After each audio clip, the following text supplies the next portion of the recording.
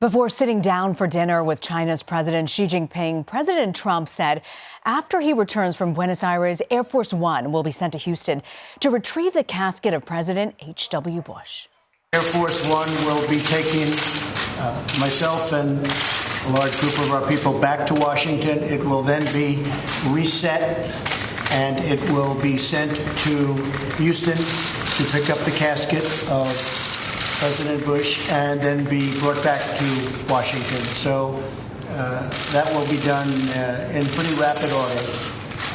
Most of you know the process, the procedure, but we'll be sending Air Force One, which is a special tribute that he deserves very much. And it's my honor. And again, he'll be missed. He'll be greatly missed. He's a terrific person, terrific man. CBS News contributor Mark Rosenker is on the phone. He's a former chairman of the NTSB. Mark, run us through the protocol for using Air Force One to carry the caskets of former presidents. Well, it can only be directed by the President of the United States. And when the aircraft is actually sent down to pick up the body of the former president, although they're using the aircraft, which is typically known as Air Force One, that title is only for the current president of the United States. So it will come down, depending upon which one they're going to use, either Air Force 2 8000 or Air Force 2 9000, which are the tail numbers of those two 747s, which traditionally carry the President of the United States. The radio call sign is technically only for the current President of the United States. Mark, when was the last time that this was actually done? I believe it was Reagan that they brought him back on one of the presidential aircraft. And that was for the ceremonies, of course, within Washington, D.C. And Mark, you're familiar with the Bush family. How are you reflecting on the passing of President 41, George H.W.?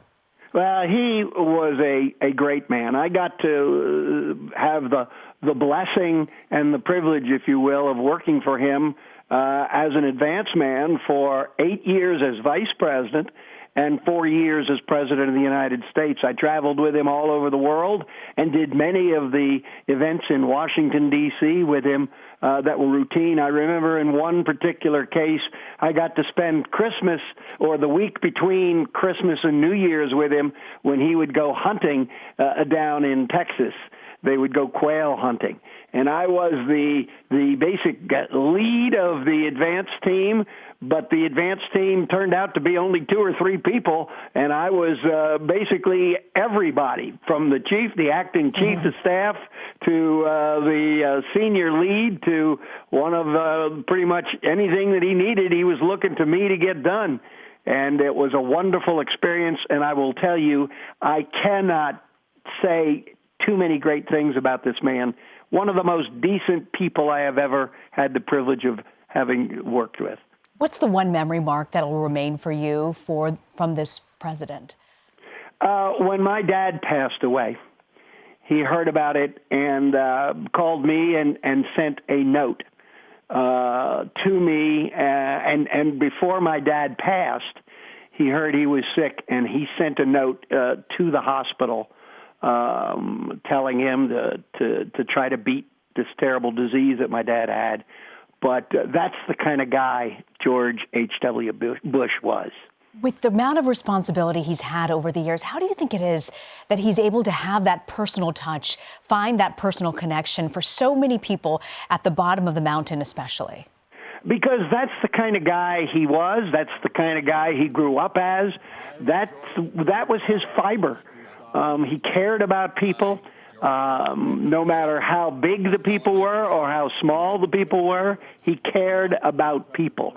And this was one of the classiest people I have ever had the privilege of working with. And I've worked for 5 presidents of the United States, and I will tell you, I can't think of one more decent and one more that cared about just how you were and how you felt and how grateful he was for the support that you gave him. Mark Rosenker. Mark, thank you for your reflections. You bet.